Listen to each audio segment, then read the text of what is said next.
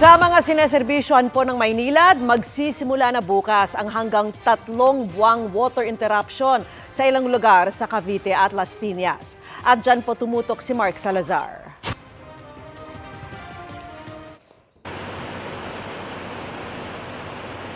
Pinaghahanda ng Maynilad ang mga customer nila sa Las Piñas City, Bacoor at Imus sa Cavite para sa water interruption mula bukas hanggang November 2 sa pagitan ng 5 p.m. to 6 a.m.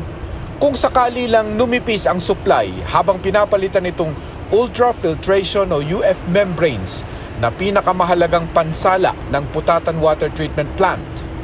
Kung makakaapekto man po ito, meron pong siguro oras lamang sa labas natin. Pero as of now kasi marami na rin naman tayong napalitan, somehow na hahabol na natin yung pangangailangan sa labas. Mahalaga raw mapalitan ng bago ang mga UF membrane bago muling lumapot ang burak sa Laguna Lake sa amihan season. 5 sa 14 na UF membranes ang napalitan na nang hindi pa naman daw nakakaapekto sa operasyon ng planta. Inaabangan na kasi natin yung pagtaas ulit ng paglabo ng ating Laguna Lake, wherein we expect it around November, December na mangyayari. So, kailangan tapusin natin to. Tina-target po namin matapos yung pagpapalit ng ating UF membrane is ngayong November. Dapat by November matapos kami.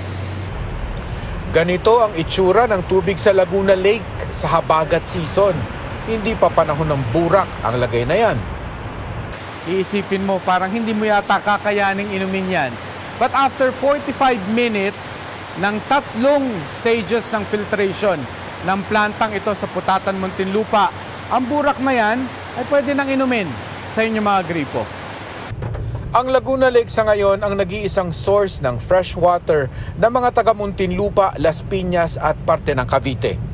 300 million liters per day na kailangang salain ng Putatan Water Treatment Plant 1 and 2 para sa 157,000 customers ng Maynilad.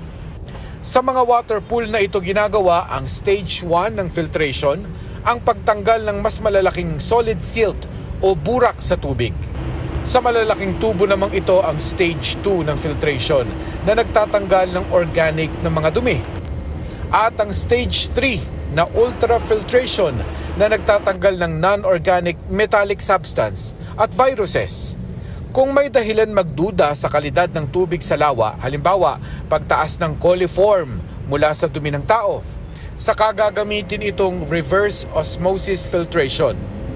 Meron din naman po tayong ginagawa na minomonitor natin yung ating quality ng tubig sa ating Laguna Lake consistently para malaman natin kung ano yung mga pagbabago at ano yung mga pwedeng maging aksyon namin base doon sa mga pagbabago na yun.